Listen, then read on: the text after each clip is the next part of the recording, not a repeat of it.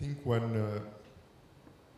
what is really, strong is that for the first time, there are, the policeman is confronted with something he never thought in his life that could happen. That something from inside, and he himself, we can, at least we spectated at the idea that now he's starting to think what's going on, and the film came, you thought the film, and at the same year that you made the film, or the film opens, it was exactly the moment when in Israel, inside Israel, the people start thinking, okay, we have our enemy is not outside. Our enemy is here inside. It will between us. Is something that that we it was for the first time they say maybe our problems not come from the Palestinians, come from us and from what's going on here in Israel. And I think what is incredible modern on the film is about that. Yeah, I don't know if you know what happened in Israel during last summer, but like in Israel, this film got a kind of status of a prophetic film because the first public screening of the film was in a Jerusalem Film Festival. I remember that one critic wrote that the film is very good, but of course we can never imagine social struggle inside of Israel. And 2 days later started in Israel the biggest social struggle, the first social struggle we had ever had in the history of this young nation. It was really magnificent and unbelievable. And myself, I had really very strange experiences because I participated a little bit. I participated as a demonstrator, etc., but I saw on real life scenes that if I would have seen them in a cinema, I would have said that someone has stolen my film. Now, what exactly a film director is doing when life itself is stealing his film, and when, like real life becomes the set of his movie. And I think it's a unique thing because, quite often fiction film, they are something apart because they have their scripts and their set, and it's really detached from real life. And there was a crazy connection between these two things. Afterwards, I must say that we talked about it. I don't know what it says, but I'm not very optimistic about the future of Israel and the future of this struggle. I think that I feel that from this point of view, my film describes, unfortunately, a very sincere reality in Israel. A sincere where, for example, the conflict with the Palestinians, for Israel it's already passé. They are completely bored about this idea.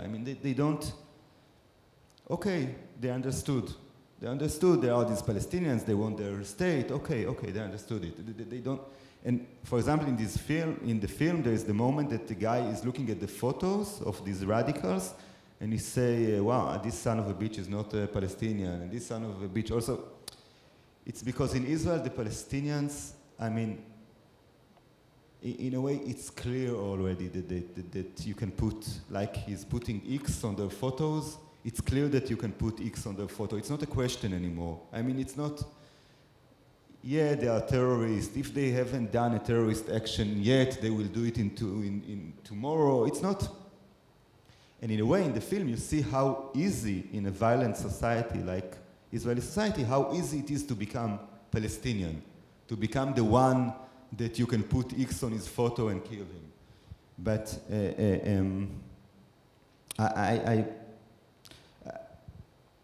I feel, I don't know if you watch other Israeli films, but I always feel that there's something, some of the political Israeli films for me are, from this point of view, a little bit fake, because I think that they try to portray a country where people are still arguing about yes or no Palestinian state, yes or no occupation. And unfortunately, in Israel, and this is maybe the most horrible thing, people don't care about it.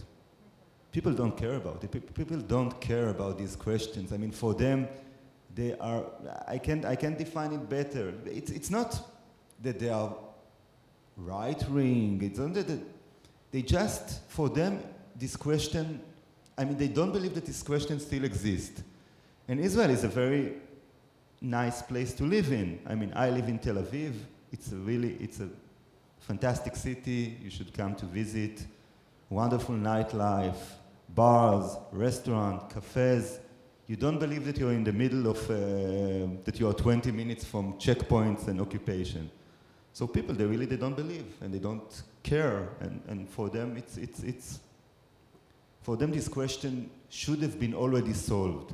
And if it wasn't solved, so, okay, so they guess that it's the fault of the Palestinians, and they don't care about it anymore. And I think that this is the tragedy, because especially in Europe, people think that Israel is a place where people are arguing all day long about the rights of Palestinians, etc., etc., etc. In Israel, no one speaks about it. I exaggerate a little bit, but not so much. I remember that someone told me, a European film director, he told me, I came to Israel and I wanted to hear the opinion of people about the conflict, and no one wanted to speak about the conflict. They wanted to speak about other things. Yeah, and I think that this is the frightening thing.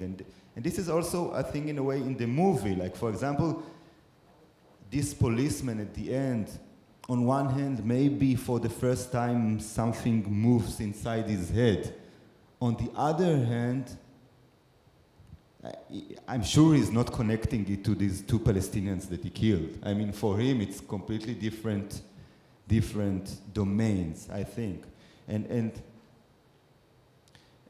I would really love to say more optimistic things, but I can't, because I think also, last thing, sorry, I think that from my point of view, the special thing about my film as a political film, that I think that quite often political films, and especially in Israel, they like to show, they invented a wonderful word, which is the situation. And all the time they talk about the situation. They say the situation is hard, the situation is tragic, the situation is violent, but we are wonderful, and it's only the situation that is so violent.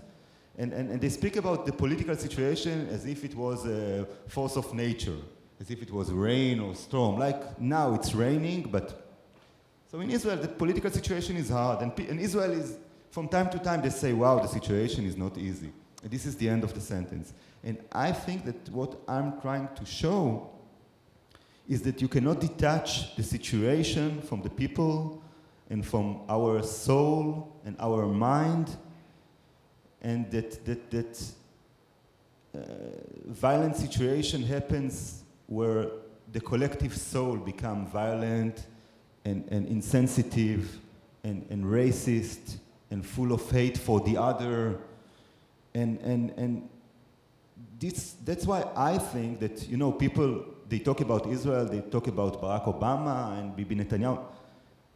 The real problem, from my point of view, is the collective soul of Israeli society. And I think that if someone tried to understand how come that there was never, they didn't find a political solution in Israel, it's because the collective soul of Israeli society don't recognize itself anymore without the conflict. The conflict became the conflict, and the enemy became a basic part of our character. When we look at ourselves as the mirror, like this guy is doing so much, we see the conflict, and we are reassured. We know ourselves. And this is, I think, not an easy thing to challenge. I mean, this is not an, I mean, in a way, if Israel would have been a private person, I would recommend it to go straight to a psychoanalyst. And it's a state that needs, I think, a kind of collective treatment, including myself. Like an important thing for me to say that I think that I have all the Israeli sicknesses. I mean, I'm sick, I have all the symptoms myself. And this is, in a way, why I feel comfortable to put them on screen. Israeli society is a little, a bit inside of the state of war. Is normal because in the other societies nobody cares. There is a small group, a small activists, a small group of citizens that really cares. For instance, in Portugal, when we were at war in Africa, most of the people didn't care. They care if the son or the husband dies there, but most of the people didn't care. They don't care, okay? But it's a little bit strange to me because when Israel was found, there was a sort of a libertarian movement of the kibbutz, and there is a lot of, in the history of Israel, of the country, a lot of controversy, free press, fine intellectuals. So it's a little bit normal, no? They are talking or discuss between them, and the rest of the people are only caring about his life. That is normal. But it's a little bit strange because people who cares about Israel, like me, and who think that Israel, despite all the problems in recent history, has a place in that region. It's a little of, we saw from outside, and we assist from the outside, the blindness not only of the leadership, also the blindness of the other part, leadership of the Arabs in some sort. And it's very not scaring, but it's a little bit disturbing because the future with all that blindness is not very optimistic. I think so. Thank you. I think it's more or less what Nadav said before. And in a way, you know, what I think it's important, you know, that it's the first time that I see in an Israeli movie something that, you know, that talks about all this, you know, about how you know, this exactly, you know, that, you know, the hate for the other doesn't have, and that gave no solution, and that the same kind of struggle inside the Israeli society, and that, you know, there is no, you know, what you say, you cannot put the things in black and white. You know, you have something, it's such complex, and it's complexity of what's going on now in our society. Exactly in Israel is more still, you know, because all the you know, historical problems that, you know, and that I think that's why I was surprised to see, you know, for the first film that it's yours, this incredible, you know, way that, and at the same time, the way that you shoot, you know, is so, you know, it's a kind of, you know, assurance that it's really, you know, what what made me put the film here.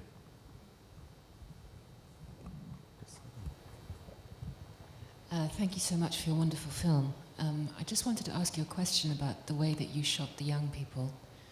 I mean, I thought the way that you shot the policeman was absolutely extraordinary because you got this sense of this very, very masculine world that they lived in. But was it a deliberate decision to make the young revolutionaries, I mean, they were all incredibly beautiful to look at. Was that a decision on your part? If it was a decision, what to cast such beautiful actors? This was Yeah. I mean, you know, they were romantic. Yeah, they were very romantic. A little bit childish, though. No. Yeah.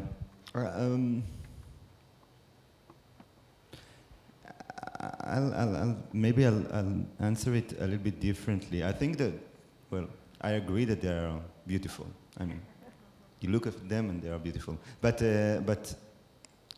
I think that it's a kind of foreign, I mean, for us, Israelis, it's a kind of foreign beauty. I mean, they don't look Israelis. And for me, there's something,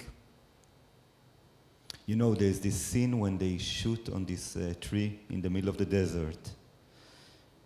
And this desert, it's the most Israeli view, paysage. It's the classical Israeli landscape. You know, it's at the beginning, the policeman and his friends look at this view and they say, this is the most beautiful country in the world. And for me, putting these beautiful, blonde, young people in the middle of this completely Israeli landscape, I mean, they are so detached from this landscape in a way, at the same way that they are detached from their surrounding, in a way, the same way that they are detached from those workers or poors or policemen that they try to speak in their name, in a way, the same way that they are detached from, you know, there is this scene in the bourgeois salon of the parents of the young woman, and they speak about social injustice. And the windows, I mean, it's so high that you see the cars, but you don't hear anything. I mean, outside, it's the world, but they are completely closed. And for me, it was in a way, I mean, they come from, they really, I mean, I think on one hand, the thing that permits them to think differently is the fact that they are detached. On the other hand, this is exactly things that defines their limitations. Because when they shout to these policemen, you are not our enemies, these policemen, they don't understand, I mean, they don't want this strange person to save them. They don't understand what do they want from them in a way. They don't feel connected to them. And these people, one of these, the tragedy is that they are completely detached from this reality that they try to change. And I think that physically, for me, it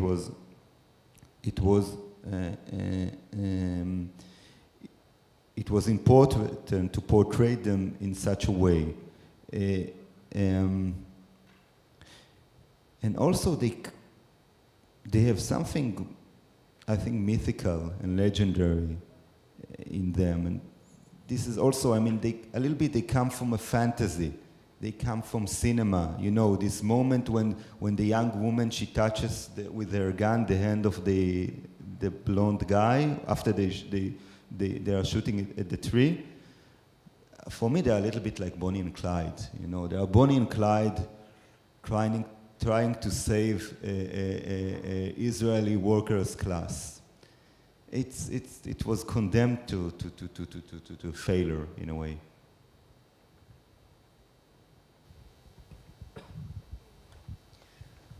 I also want to thank you for a beautiful film. It's, besides being beautiful, very deep, and it made me feel for all of your characters, and it's a great achievement, and I congratulate you. Thank you. Thanks. Thanks a lot. Thank you. The film will open in March in Portugal. And I hope to bring Nadav back, because I think this discussion can go further, because there are 2 or 3 things I would like as well to say about, but there is something coming afterwards. But just to finish, there is, I think, something that surprised me, that, even, is, how the way at the same time the other is present, in 2 or 3 very small things, the way the policeman shoots a terrorist, or, that, like, very professional and everything with the car exposing. And second, when this 8 that they have as well, when they are in a cafe talking and trying to seduce girls, and they see someone, they say, okay, these ones and everything. And this kind of, I think even in this small, everything that is, completely schizophrenic in Israeli society is present, and at the same time, that thing I think it's very strong. At the same time, and that compared to us, this, this lack of, this group of young, I remember that when I discussed it, someone said, no, but it's not possible. The revolutionaries not like this. The revolutionaries, they are a band of young people. They even don't know how to do this kidnapping and everything, and they don't understand that this is the real problem that we have now in our society. That we don't know how to express our revolt anymore. We don't know. We are completely in a kind of drugged almost, and the things in the society now are worse and worse all over, and we are like without knowing that at least a way of trying to do something, not in the good way, but anyway, it's something. But I think for me, I think it's something that makes this film universal.